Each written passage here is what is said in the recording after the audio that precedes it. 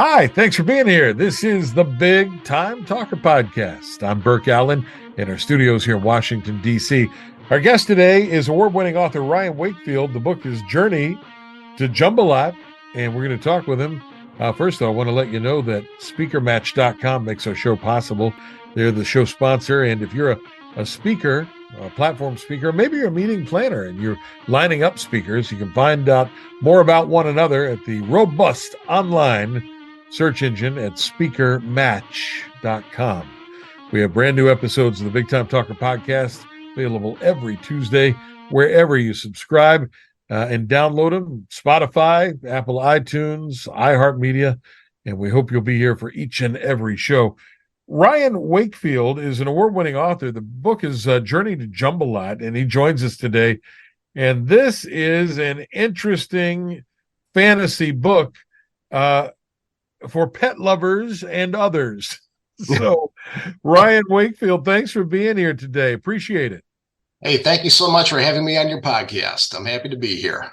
So this is interesting in that you have sort of these animal hybrids as the characters in Journey to Jumbalot, and I want to dive into that a little bit. Where did the inspiration come from for you to do this book in this way? You know, when I was a kid, I'm not sure why, but I was always fascinated with blending two or three animals together to create something new. And that always stuck with me. And I loved fantasy movies, fantasy stories. And as I grew older, I thought, I would love to create my own world filled with these creatures. So that's really how that started. When you talk about blending them together, give me an example.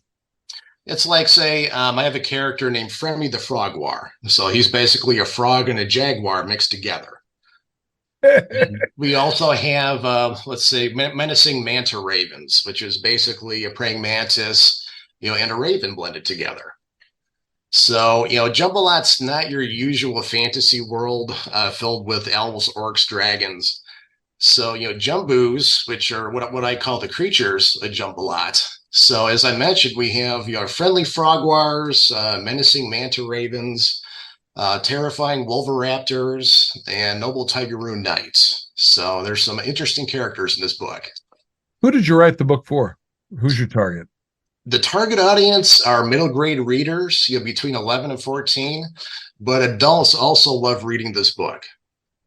And the kids, 11 to 14, that's a tough, discerning audience, especially in today's world where there's so many distractions, whether it's, social media, TikTok videos, or video games.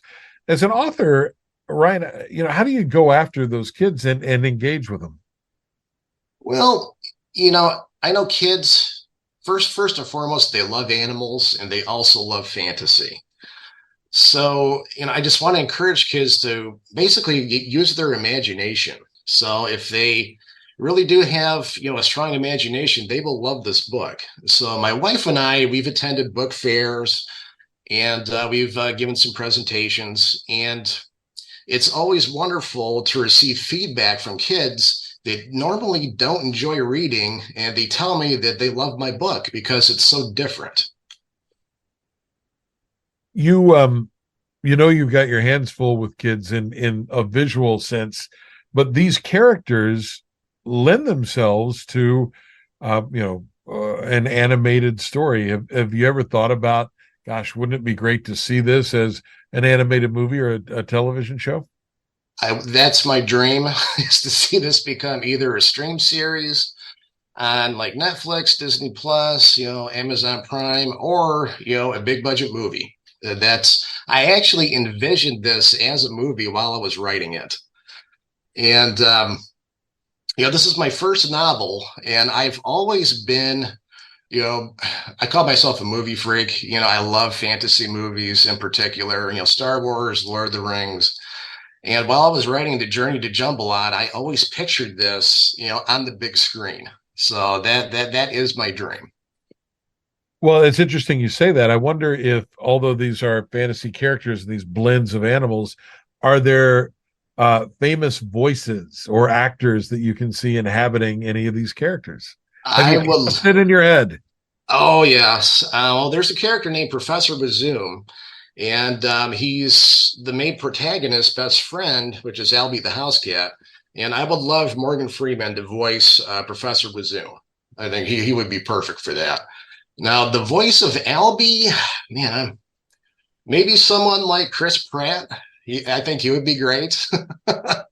All And right, Chris and Morgan, if you're listening yeah. today, Ryan's putting it out there into the universe. Please contact me. And I think like the main antagonist is a character named Roser the Wolveraptor. So I think for Roser, I think someone like Ron Perlman, he would be great for that role. Or Lance Hendrickson. I always loved his voice. Oh yeah, from Alien. Sure, Yes, absolutely. yes. Ryan Wakefield is our guest today. Journey to Jumbalot is his new fantasy book, and it's a reader's favorite award winner. How do you put yourself in the mindset of a young person when you write and you want young people to read? How do you sort of peel away the layers of that onion to get inside the head of a 12, 13, 14-year-old young person? I think if you're a highly creative individual like myself, that's easy to do.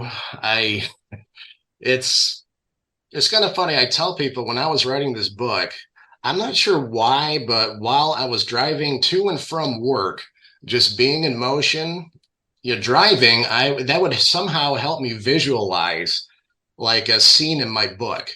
And then when I would get home, I would start writing about it. But, when you're creative like myself, you're constantly thinking about different creatures, different settings, and like trying to get into that mindset is kind of hard for me to explain. It's um, it's just something you just really dive into. You just kind of play around with it. And you talked about, you get inspiration while you're driving.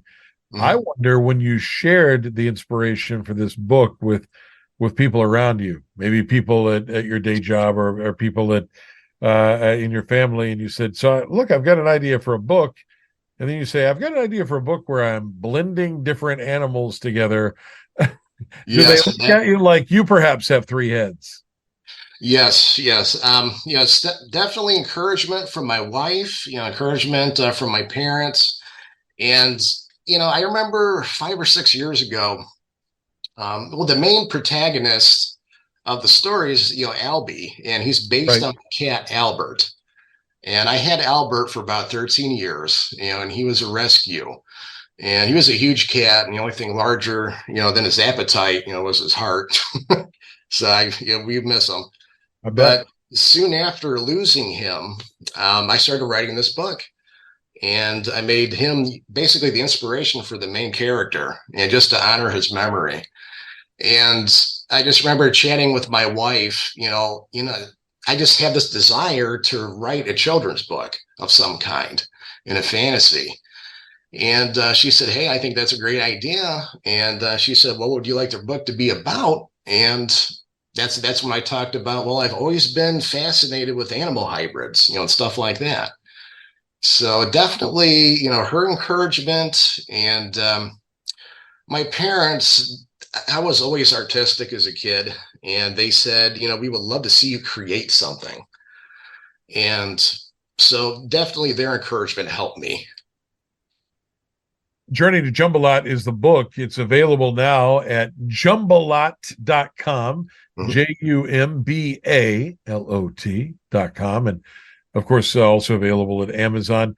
Um, you have an audio book for Journey to Jumbalot too. Yes, that was just released this year, and it was narrated by a talented narrator named Bill Lord, and that's available on Audible. When you listen back to this work that you've done, and a great audiobook narrator can breathe life into that story, take me inside your head and what that must feel like. So these ideas that you just came up with then come back to you in that way. What is that like? I've always been like a visual person in my mind. I work as a graphic and multimedia designer, so I'm constantly creating things visually.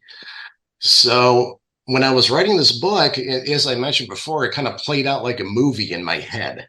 And I would kind of picture myself sitting in a movie theater watching this play out. So that's the best way for me to describe what it was like, kind of diving into this world and breathing life into it. I read on your website a couple of weeks ago that you sent copies of your book to your old elementary school, and I did. I I thought did. that was just the coolest thing. And I wonder what you got back from them and how you feel about inspiring the next generation of young authors and young readers. Yes, I did hear back from the principal. His name is John Jordan. There at Harvard Elementary, and he thanked me for sending the books, and they're now currently in the school's library.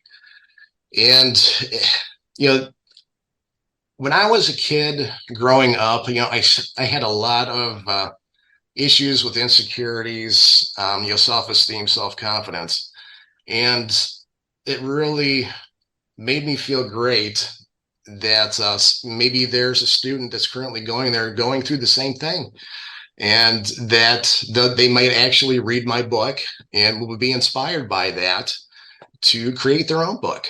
So that was really a great feeling. When you were a kid, you work as a graphic designer now, which of course really helps with the vision of Journey to Jumbalot. But were Definitely. you a writer when you were a kid? Not so much a writer. I was always drawing, and it's kind of funny that you bring that up because when I was a kid, I was always fascinated with animal hybrids, and I was drawing some of the earliest renditions of these characters with crayon. So there's actually Friendly the Frogwar was something that I was drawing when I was in grade school. I just like blending frogs with cats and anything you can imagine.